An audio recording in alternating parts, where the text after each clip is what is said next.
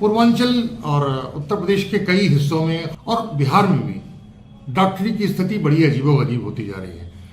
एक नए शोरूम की तरीके से अस्पताल खुल रहे हैं, प्राइवेट अस्पताल, और कहने की जरूरत नहीं कि उसके बाद जो सरकारी सिस्टम है, जो स्ट्रक्चर है, वो पूरी तरीके से ढहता जा रहा है।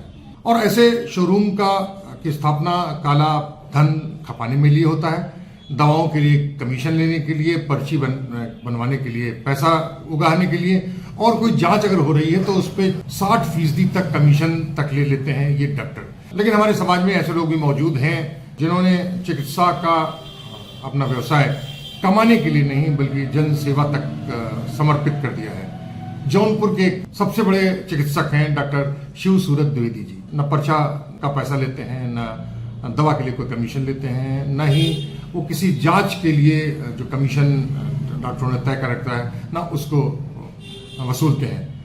जिस तरीके से उन्होंने अपना जीवन बिताया है वो अपने आप में एक अद्भुत है। और कहने की जरूरत नहीं कि जौनपुर के सबसे उम्रदराज चिकित्सक हैं डॉक्टर शिव सूरत द्विवेदी जी। लखनऊ KGMC के पढ़े हुए हैं। सन 55 में इन्होंने पढ़ाई शुरू की थी चिकित्सक की। हम जानना चाहते हैं द्विवेदी कि ये कैसे जीवन की शुरुआत हुई आपकी? मेरा जन्म 24 जुलाई सन 38 में अपने जनपद के एक छोटे से गांव में हुआ। धीमा डोमपुर कठार। अच्छा। डोमपुर कठार। हाँ। और मैंने वहीं कठार से प्राइमरी स्कूल पास किया सन 47 में, 9 साढ़े 10 उम्र में। और इसके बाद मैं सिंगराम में राजा हरपाल सिंह हाई स्कूल जब तक था जी, उसमें अपना नाम लिखाया जी, और वहीं से मैंने हाई स्कूल पास किया। जी। इसके 53 में इसके पास मैं जौनपुर शहर आ गया और तिलकधारी इंटर कॉलेज से मैंने इंटरमीडिएट पास किया सन 55 में। जी। प्रथम बार ही मैं किंग जॉर्ज मेडिकल कॉलेज में सिलेक्ट हुआ और 55 में मैं वहाँ जाकर भर्ती हुआ। कहाँ? KG medical college Lucknow. अच्छा। और 55 से 60 तक मैं वहाँ पढ़ाई की जी, और अप्रैल 60 में वहाँ से पास कर दिया। जी। 9 जून मंगलवार सन 60 को मैंने कबीर चौर अस्पताल में अपनी सेवाएं दिया और 2 महीना वहाँ रहने के बाद मेरा तबादला हो गया विंध्याचल डिस्पेंसरी में। विंध्याचल में भी मैं 8-9 महीने काम किया और 4 जनवरी सन 61 को वहाँ भी त्यागपत्र दे करके अपने घर जौनपुर चलाया। क्यों इस्तीफा क्यों दिया? मेरा मन नहीं लगा, घर से दूर 50-60 किलोमीटर दूर क्यों बैठा हूँ, क्यों घर में चल के ही अपने ही घर में अपना भागिन मोह। और तब से मैं यहीं जौनपुर में रह करके काम कर रहा हूँ। पैसा नहीं लेते हैं आप? मेरा काम करने के तरीका में है कि मैंने कभी भी, हमारे पिता कहते थे कि ब्राह्मणों को काम सेवा करना है। अब तुम ब्राह्मण का वैद्य भी हो गए तो बिना पैसा के भी मरी जाऊं तो उनकी दवा देना है, लौटाना नहीं है। तब से मैंने ठान लिया कि मैं फीस नहीं लूँगा। और हम लोगों को पढ़ाई जब स्कूल में हुई तो उसमें उस जमाने में बहुत सारे जांच के उपकरण नहीं थे। अल्ट्रासाउंड नहीं था, CT स्कैन नहीं था, खाली ब्लड जांच होती थी, पेशाब टट्टी जांच होती थी और एक एक्सरे होता था, बाकी कोई जांच नहीं होती थी। और हमारे अध्यापकों ने, लर्नर टीचर्स, उन लोगों ने हमको क्लिनिकल डायग्नोसिस करने की शिक्षा दिया कि कैसे नाड़ी से, कैसे अलग अलग के हृदय को, फेफड़े को, हाथ से लीवर, लंग को, किडनी को, आंत को, ब्लैडर को, इन सब अंगों को देख करके उनकी कार्यप्रणाली कैसे आप इंटरप्रेट करेंगे और कैसे बीमारियों में डिफरेंशियल डायग्नोसिस करेंगे, जी। यह है कि यह है यही। तो इस तरीके से हम लोग पढ़ाया गया था और उसी तरीके से मैं आज भी काम कर रहा हूँ।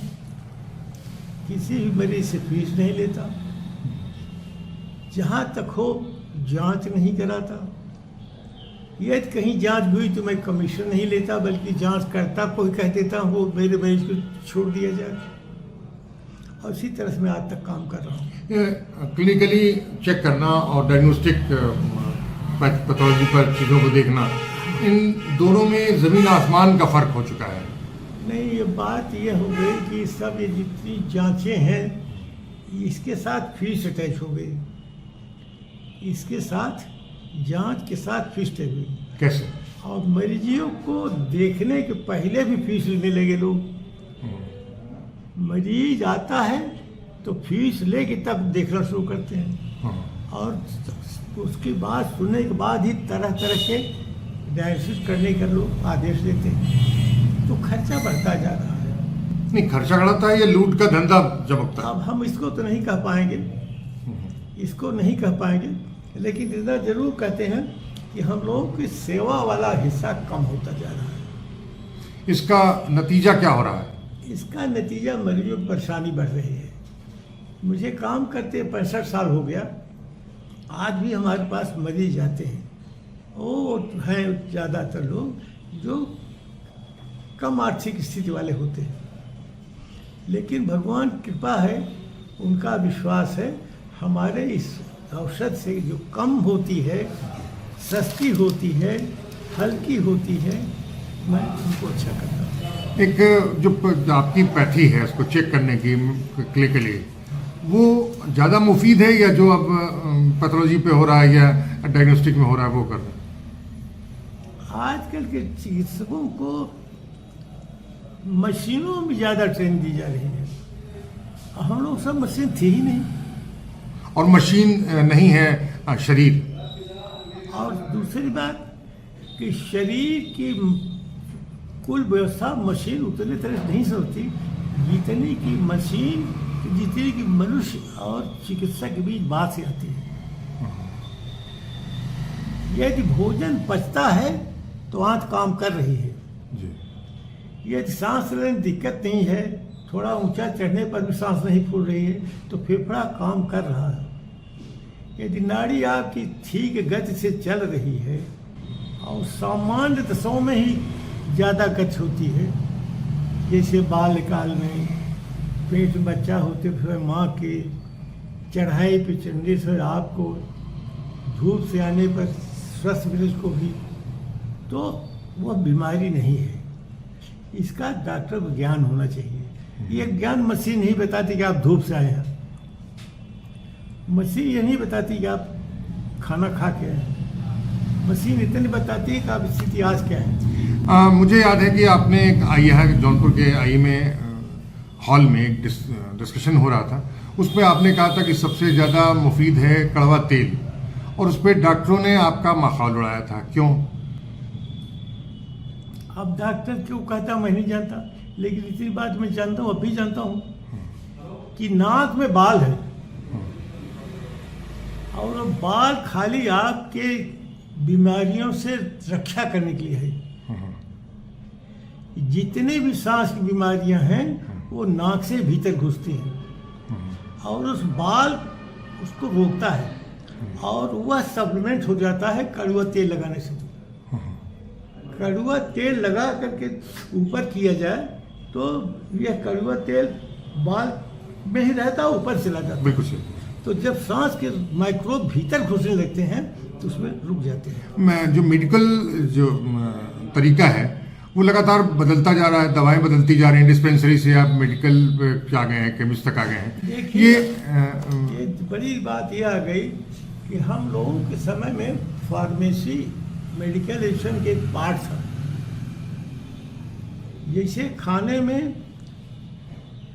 पूरे खाने के साथ वेज दाल एक बड़ा कंपोनेंट है, उसी तरह हमारी दवाइयों में मिक्सचर एक बड़ा कंपोनेंट होता था। पेट दर्द में क्या होगा, खांसी में क्या होगा, कब्ज में क्या होगा, ज़्यादा टट्टी होने पे क्या होगा, इस सब के लिए तरह तरह के मिक्सचर बनाए जाते थे। मिक्सचर जो है वो स्पिरिट और पाउडर मिक्स बनाया जाता था, लड़कों के सिखाया जाता था, उसको जानते थे। तो हम लोग शुरू में आए तो ऐसे ऐसे 2-2 लीटर के मिक्सचर सुबह बना के तब काम करना शुरू करते थे। और मरीजों को वही मिक्सचर एक शीशी में और थोड़ी सी गोलियां, बड़े एंटीबायोटिक नहीं थे। पेनिसिलिन एक सबसे बड़ा एंटीबायोटिक है सन 44 में, और हम जब 55-60 बीज पढ़ रहे थे तो पेनिसिलिन और दूसरी टीबी के लिए आई सिप्टोमाइसिन और एक आई डाइहाइड्रोक्सीक्लोरोक्विन, लेकिन ये नुकसान करने लगी तो स्टोमक पेन आने लगी। फिर इसके बाद पेट में कीड़ी होती थी, वो बैक्टीरिया होती थी या प्रोटोजोआ होती थी। तो इसके लिए भी तब सस्ती दवाई थी, इंट्रोबारफाम, मिट्रोबारफाम, सल्फाग्लुलिन, और एक सस्ती दवा होती थी ईस्ट। ये दवाई सस्ती और गुणकारी होती थी। बाद में मेट्रोजिल आया, वो कुछ इससे बेहतर हुआ और तब ईस्ट बना, कंपनी ने बंद कर दिया क्योंकि उसमें कोई फायदा नहीं था। 1000 रुपये, 1000 डिब्बा 10 रुपये होता था। लेकिन हम लोग उसको तब तक करते रहे जब तक बाजार में उपलब्ध थे। हाँ, लेकिन जैसे पेंसिलिन था, बाद में इसको बैन किया गया। हाँ, पेंसिलिन तो जो नए शोध हैं उन्होंने नई दवाओं को सुधारा है। नहीं, सुधारा तो हुआ क्योंकि पेंसिलिन कुछ वर्ष के लिए, उसके अलावा दूसरी कोई दवाई नहीं थी। अच्छा। तो उसमें क्या हुआ कि वो जो पेंसिलिन का शॉक था उसके लिए उन्होंने एक लॉन्ग एक्टिंग पेंसिलिन बना दिया, पेनिड्योर। ये लॉन्ग एक्टिंग पेंसिलिन 6, 12, 24 3 स्ट्रेंथ हुई, और इसका 6 वाले 1 हफ्ता, 12 वाले 2 हफ्ता, 24 3 हफ्ता तक असर होता था। और बहुत सारी बीमारियों में जैसे हार्ट की बीमारी थी उसमें इसका बड़ा उपयोग हुआ। किसी डॉक्टर से कोई पूछा था कि कोई रिएक्शन हो तो क्या किए, क्योंकि टेस्ट के बाद भी कभी कोई रिएक्शन हो जाता, तो उन्होंने कहा तो भाई तब मत इस्तेमाल करो। ऐसा कोई फुलफुल सेंसिटिव टेस्ट नहीं है जिसमें इसको 100% सेफ बनाया जाए। जी, अब जैसे जो 60 के आसपास जो आपने प्रैक्टिस शुरू की, उस समय बच्चों में कांच निकलना यानी लार्ज स्टैंड का निकल जाना ये सामान्य बीमारी हुआ करती थी। आज क्या स्थिति है? नहीं होता। क्यों? लोगों की जागरूकता बढ़ गई। हाँ। ऐसे खाना नहीं दिया जाता हाँ। जिससे फीकल मास परेशान करे। हाँ। पहले बच्चों को समय पे माँ की जिम्मेदारी होती टट्टी करने में, तो वो समय बच्चों को बैठाती नहीं थी, तो फीकल लोड पड़ता था। नीचे वाला हिस्सा आंतड़ी का, हाँ। उसकी झिल्ली कमजोर होती है, हाँ। और झिल्ली के नीचे खून की नलियाँ। तो बच्चा जब टट्टी बैठता था और टट्टी कड़ी हो जाती थी तो नलियाँ कभी कभी फूट जाती थी, उससे ब्लड आता है, या कभी कभी उसके पीछे वाला बाहर आ जाता था। अच्छा, आपके समय में सबसे गंभीर बीमारी जो थी वो आज नहीं है, वो कौन कौन सी ऐसी होंगी? एक तो सेक्सुअल सिफिलिस, गोनोरिया। अच्छा, बहुत थी। बहुत थी। और जहाँ आदमियों का आना जाना होता, समुद्र किनारे देशों में ज़्यादा थी, समुद्री देशों में ज़्यादा थी, क्योंकि समुद्र की यात्रा करने के बाद जब पहले लैंडमार्क पर पहुँचता था आदमी तो यही खोदता था। और पेशेवर महिलाएं थी कुछ। हाँ हाँ हाँ, जी पेशेवर महिलाएं भी थी, जी जी सेक्स वर्कर्स, जी। उनसे बढ़ता था। और सब दूसरी सबसे बड़ी बीमारी ट्यूबरकुलोसिस थी। कौन सी? ट्यूबरकुलोसिस। अच्छा। तीसरी बीमारी थी मलेरिया, फाइलेरिया, कालाजार।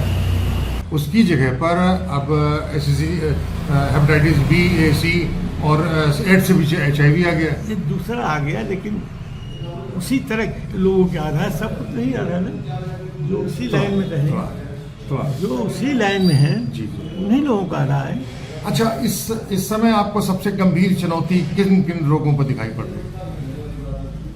देखिए, सबसे बड़ी गंभीर चुनौती तो यही है कि मरीजों के पास डॉक्टरों को देने के लिए बहुत पैसा लगता है।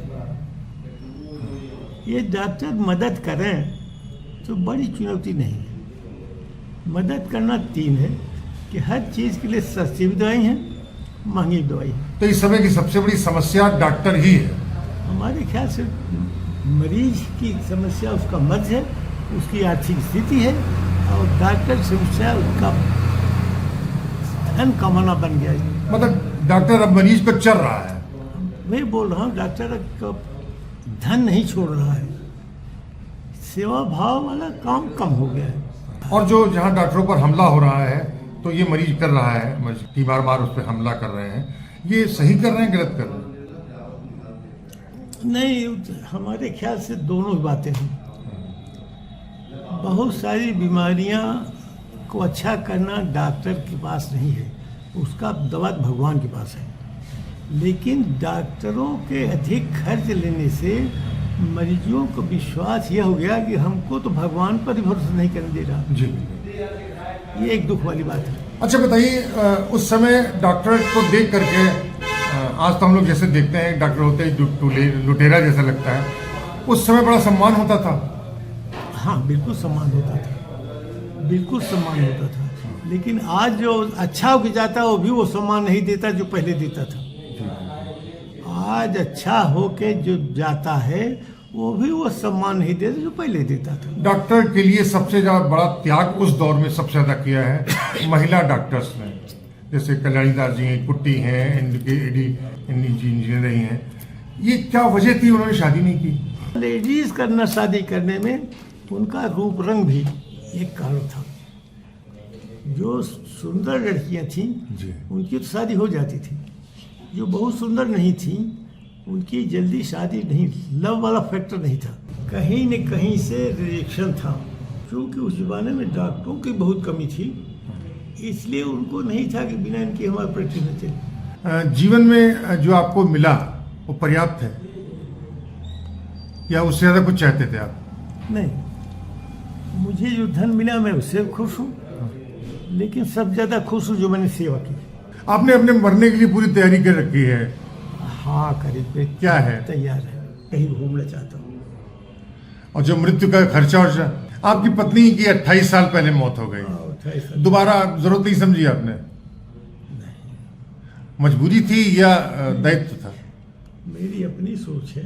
एक दिन वो भी आएगा जब आप मर जाएंगे, तो कैसे, किस तरीके की मृत्यु चाहते हैं? मैं यही चाहता हूँ कि मैं काम करते हुए मरूं। मैंने एक पढ़ा है, कोई डॉक्टर था, अपनी कुर्सी पर मरीज देख रहा था, उसकी नाड़ी पकड़े था, और जब बहुत देर तक नाड़ी नहीं छोड़ा तो जिसकी नाड़ी पकड़ा तो उसने देखा तो डॉक्टर साहब निढाल हो गए थे। ये कहाँ की घटना थी? मुरादाबाद की घटना थी, बहुत पहले की घटना, बहुत पहली घटना, मैं पेपर में पढ़ा था। तब से मेरा भी मन कहता है कि काम करते करते सो जाऊं तो अच्छा है। डॉक्टरों की जो आपाधापी है पैसे के लेकर के, उसमें कितने लोग वास्तव में बुद्धि के तौर पर, अपने अनुभव के तौर पर डॉक्टर हैं और कितने लुटेरे? लेकिन इतना जरूर समझता हूँ कि जो काम हो रहा है सब ज़्यादा धन के लिए हो रहा है, सेवा के लिए। तो ये हैं डॉक्टर शिव सूरत द्विवेदी जी। शिव सूरत द्विवेदी जी एक अद्भुत व्यक्तित्व हैं, और व्यक्तित्व हैं एक चिकित्सक के तौर पर हैं, जाने कितने लोगों की जिंदगी इन्होंने सुधारी है, उनको जिन्हें लायक बनाया है। तो अगली बार फिर दूसरे मसले पर, किस दूसरे स्थान पर, दूसरे लोगों के साथ हम फिर हाजिर होंगे। तब तक दुलती ली कुमार सोहेल को इजाजत दीजिए।